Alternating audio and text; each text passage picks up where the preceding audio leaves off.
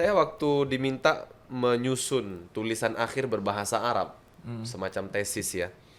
Itu saya mengajukan judul, maaf ini agak saru ya. Ya. Hukum memperbesar alat kelamin. Oh.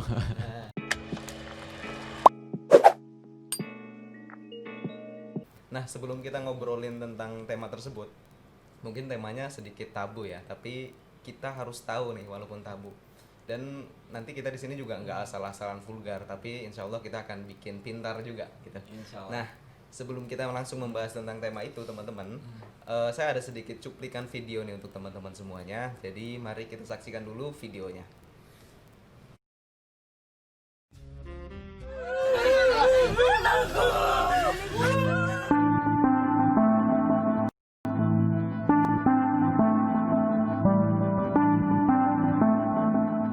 Kementerian Pemberdayaan Perempuan dan Perlindungan Anak pada 2018 merilis data 450.000 perempuan di Indonesia ternyata menikah di bawah usia 15 tahun.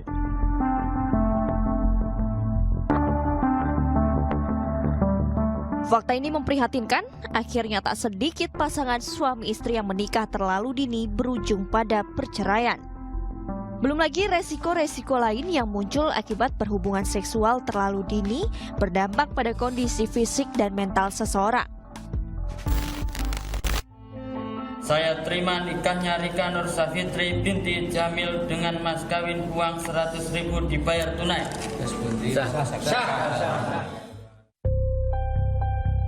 Kisah pasangan muda asal Jombang, Jawa Timur ini misalnya. November 2018 silam, keduanya terpaksa menikah dini lantaran kadung melahirkan anak. Masalah keduanya kian kompleks saat tersandung kasus hukum usai membuang buah cinta mereka. Alasannya malu dan tak tahu bagaimana bertanggung jawab. Bayi mungil tersebut diletakkan di depan rumah warga yang ternyata adalah guru tersangka. Kalau saat membuang itu berdua atau sendirian? Dua. Kira-kira jam berapa? Kira-kira jam 2. Kenapa milih rumah Pak Said? Karena itu guru saya. Rencananya memang dititipkan atau Mau gimana? dititipkan ke Pak Said. Karena Pak Said nggak punya anak.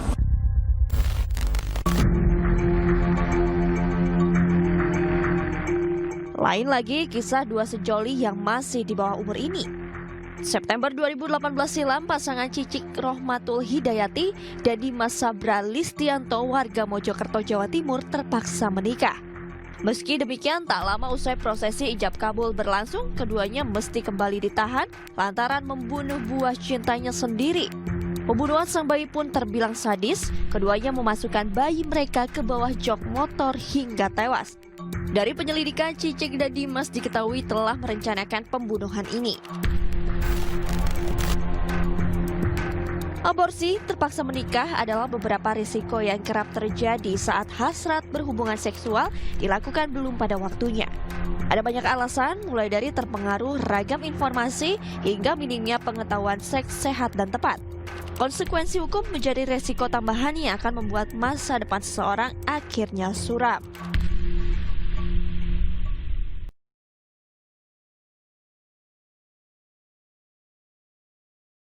Itu dia tadi Tat, videonya udah kita saksikan bersama. Gimana Tat menurut Ustaz tanggapan dari video itu Tat? Langsung. Ya, langsung. Langsung santai aja ya. Oh, gitu ya? Buka saya. santai. Iya, dua video ya Dua video. yang sama-sama menikah karena hamil duluan dan sama-sama masih anak sekolah. Kemarin kajian Rabu sore ya. Rabu sore itu kita ada pertanyaan dari jamaah yang anaknya itu kelas 3 SD itu sudah datang bulan. Gitu ya, datang bulan. Jadi usia berapa itu? Kelas 3 SD paling 9 tahun ya? Iya, sekitar 9 tahun itu ya. Itu sudah datang bulan. Jadi kalau dulu SMP gitu ya. Iya. Ya paling cepat kelas 6 SD, ini kelas 3 SD. Kenapa? Karena K-pop gitu ya. Oh. Jadi banyak tayangan yang kemudian mempengaruhi anak-anak kita. Akhirnya terjadilah yang seperti ini. Karena apa? Karena orang tua sendiri tidak mengerti pendidikan seks untuk anak-anak. Akhirnya kan namanya manusia itu pengen tahunya tinggi tuh. Iya. Manusia itu pengen tahunya tinggi, iya. maaf ya, kita mungkin ngeliat ini nih, kita pengen tahu ini asli atau enggak sih, ini bunga apa sih gitu ya, dibuatnya di mana kan gitu ya, harganya berapa, begitu dan seterusnya. Nah sama anak kecil itu juga, apalagi remaja, pengen tahunya itu tinggi. Akhirnya mereka mencari tahu sendiri. Terbuka hari ini informasi dari internet. Benar. Ada di handphone, ada di laptop, ada di warnet, gitu ya. Kalau dulu anak-anak warnet itu pengen ngeliat hantu gitu ya, video lucu gitu ya. Sekarang enggak.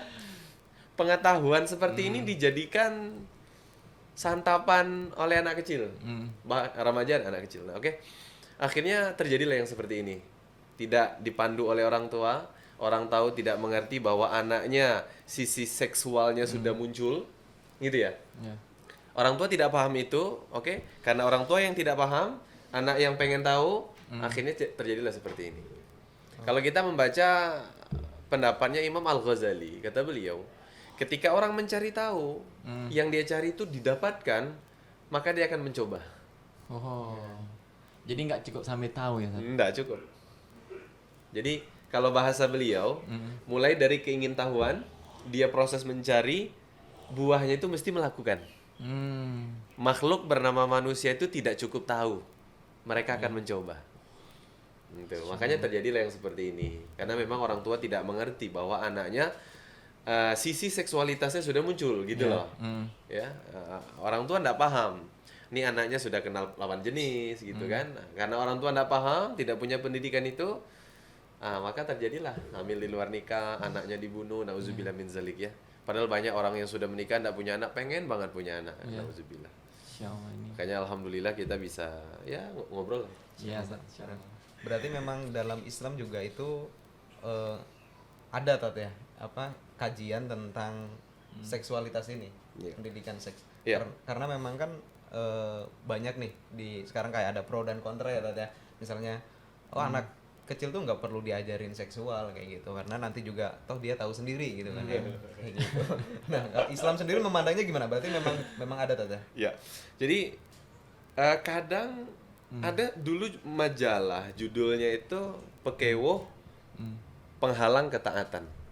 Jadi Pekewoh itu nggak enak gitu ya, tabu gitu ya. Nah, jadi itu penghalang ketaatan. Oke. Pada masa Rasulullah SAW, pada masa para sahabat dan para ulama, itu pendidikan seks itu diberikan, tapi dengan bahasa sesuai dengan generasinya. Oke. Kalau ini orang yang sudah nikah, maka diberikan bahasanya dengan bahasa orang yang sudah menikah. Kalau dia ini seorang remaja, anak muda yang belum menikah dan pengen menikah, maka diberikan pengetahuan sesuai dengan bahasa mereka. Nah, dan seterusnya ketika dia ini anak kecil, maka diberikan pendidikan sesuai dengan usianya pula. Makanya kalau di dalam Islam kita mengenal istilah inzalun nas bimanazilihim. Kalau kita terjemahkan ini dalam pepatah, maka ada pepatah beda lubuk, beda ikan, beda padang, beda belalang. Disampaikan tapi dengan bahasa masing-masing. Jadi Nabi itu seorang pendidik luar biasa. Ini kan kita lagi rame hari guru ya. Saya bikin postingan di Instagram, saya bilang banyak guru yang tak dianggap. Gitu ya. Karena guru itu bukan orang yang kita idolakan. Tanda kutip sekarang ya, hari ini. Guru itu adalah orang yang membersamai kita, yang mendidik kita saban hari, yang membersamai kita dalam kebaikan, suka maupun duka. Bahkan saat orang meninggalkan kita, beliau tetap ada. Itulah orang tua kita. Insyaallah. Itulah guru-guru yang ada di sekitar kita. Dan hari ini itu yang tidak diposting, betul? Benar. Gitu ya. Diposting lah guru beliau yang tanda kutip ketemu di tabligh akbar, di acara-acara besar gitu kan. Jadi guru terbaik kita nomor satu itu adalah orang tua kita. Bahkan orang Arab bilang al-ummu madrasatul ula. Nah, ibu itu yang sebenarnya nanti dan ayahnya akan memberikan pendidikan ini sebenarnya. Hanya kenapa kita adakan acara ini? Itu karena orang tua kita tidak memberikan itu. Gitu ya, makanya ada buku, saya ketemu ini buku di sebuah toko buku dan insya Allah bisa dipercaya bukunya saya sudah beli. Qadarullah saya tidak bawa begitu ya. Jadi buku itu judulnya Pendidikan Seksualitas untuk Anak Sejak Dini. Menarik. Jadi dari anak kecil aja sudah disampaikan caranya, pendidikannya, pengetahuannya, apalagi yang sudah besar dan yang sudah siap nikah, apalagi yang sudah nikah. Teman-teman, saya waktu diminta menyusun tulisan akhir berbahasa Arab, semacam tesis ya. Itu saya mengajukan judul, maaf ini agak saru ya. Ya. Hukum memperbesar alat kelamin. Oh. Nah, itu. Apa satu hukumnya Sat? Jangan, ini topiknya berbeda kan. Next begitu time ya. Sat. Topiknya beda, ini bahaya ini. Ini nanti panas ini suhu ini. AC sudah berapa jadi panas nanti ini. Nah, itu saya mendapatkan data betapa banyak rumah tangga hancur karena masalah seksualitas. Bahkan saya membaca statement ulama, beribu-ribu masalah dalam rumah tangga dan kehidupan itu bisa lebur dalam beberapa menit berhubungan seks dengan pasangan. Ayo. Mungkin yang belum nikah bingung. Bingung, Karena Kenapa ya? ntar kalau sudah nikah. Saya baca lagi pendapat ulama. Ini bukan hadis, bukan ayat. Ini pendapat ulama. Kata beliau, kalau ada satu kenikmatan sorga yang di dunia, maka itulah maaf seksual dengan pasangan yang halal. Insyaallah. Berhubungan seks dengan pasangan yang halal. Itulah nikmat sorga yang Allah titipkan di dunia. Insyaallah. Ngeri banget ya. Jadi kalau pengen ngerasain sorga, ya itu gitu loh. Paham ya? Tapi yang bener, Yang oke? bener. Yang bener. Nanti yang bener gimana? Nanti kita bahas kan Oke, tadi. siap. Oke. Insyaallah. Nah, ini tadi menarik ya Mas Adin ini Sat. Berarti di Islam itu ada batasannya ya Sat untuk belajar seksualitas. Nah, batasannya itu apa ya Sat? Iya. Tentu apapun itu ada batasan. Jadi tidak boleh kemudian ketika ilmunya ada kita pelajari udah bebas belajar, tidak boleh. Kita bukan liberal, kita bukan plural atau sekuler bukan. Apalagi ateis kita bukan. Ya. Maaf, dalam masalah akidah aja ada batasan, betul? Ya. Ada batasan, kita tidak boleh mempelajari spesifik tentang takdir Allah. Kenapa? Itu berbahaya. Kita hanya mempelajari sedikit yang boleh dipelajari. Kita tidak boleh terlalu mendalam mempelajari tentang Allah itu sendiri. Sampai seperti itu. Artinya ada batasan, gitu ya. Dalam masalah fikih atau usul fikih itu juga ada batasan. Jadi kita ini sebagai apa? Ulama atau thalib.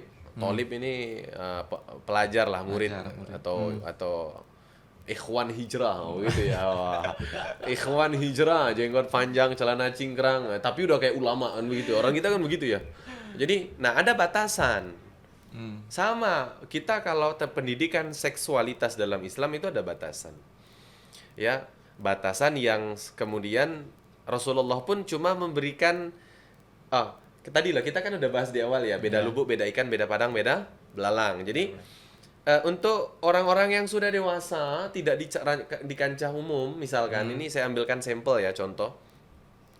Jadi akan dibuka sejelas-jelasnya kalau dia bertanya face to face. Oke. Ya.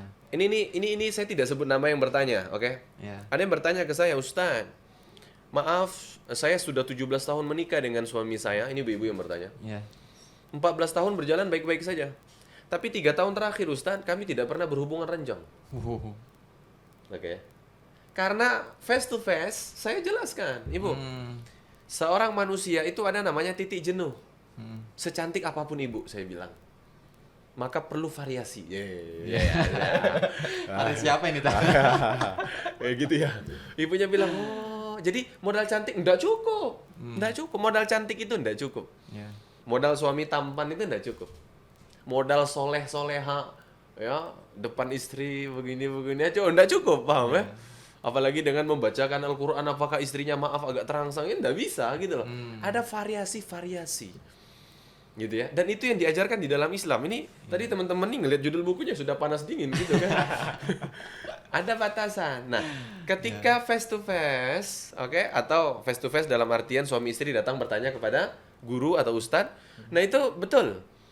Disampaikan apa adanya.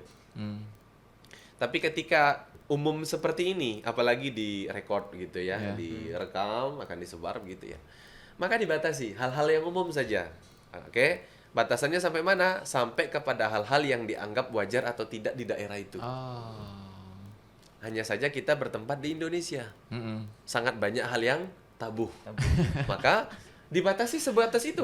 Contoh misalkan, kita akan mempelajari teori secara umum semua. Misalkan ini maaf ya. Dalam untuk masalah seksualitas yang baik dalam Islam itu, apa yang pertama harus dilakukan? Yang pertama, persiapan diri masing-masing. Makanya di dalam orang umum disebut honeymoon ya. Itu namanya suasana diri. Orang tuh kan kalau liburan itu udah bahagia gitu loh. jujur aja lah. Seneng Tat. Diajak kan jalan-jalan ke Turki mesti seneng. Nah, aura kesenangan ini membuat maaf ini meningkat. Oh. Itulah. Itu jadi sampai di situ dibahas. Oh, untuk persiapan maka pribadinya harus senang, bahagia, gitu, sehat. Coba kalau sakit, Gak nikmat ya, gak ya? maaf melihat perempuan seksi aja gitu ya. Cobalah kalau jam 5 lewat 49 sebelum buka puasa itu loh. Makanya banyak status-status teteh kayak kurang piknik Betul. kayak gitu kan. Sebenarnya nyindir itu. Nyindir suaminya tuh.